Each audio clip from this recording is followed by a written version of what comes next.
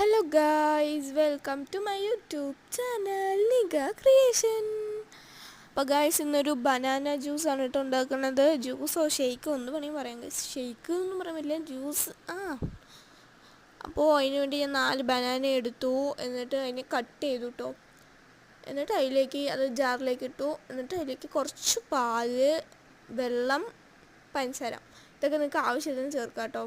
ഞാൻ പാല് കുറച്ച് എടുത്തിട്ടുള്ളൂ, ഒരു 2 സ്പൂണൊക്കെ.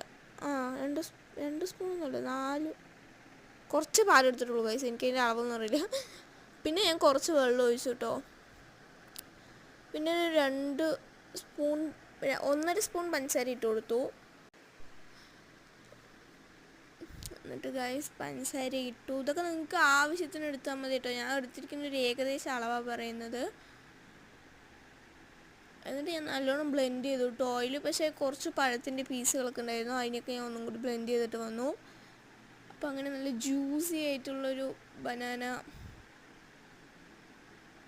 ഈ പഴം വെറുതെ കഴിക്കാൻ ഇഷ്ടമില്ലാത്ത കുറേ പേരുണ്ടാവും.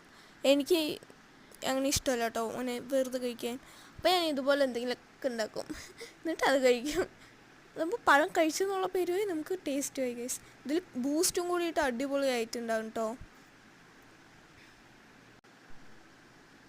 അപ്പോൾ എല്ലാവർക്കും താങ്ക്സ് ഫോർ വാച്ചിങ്. അപ്പോൾ നിങ്ങളെല്ലാവരും എന്നെ സബ്സ്ക്രൈബ് ചെയ്ത് സപ്പോർട്ട് ചെയ്യണം ഗൈസ്. സബ്സ്ക്രൈബേഴ്സ് ഇല്ല, അപ്പോൾ എല്ലാവരും ഒന്ന് സബ്സ്ക്രൈബ് ചെയ്യണം.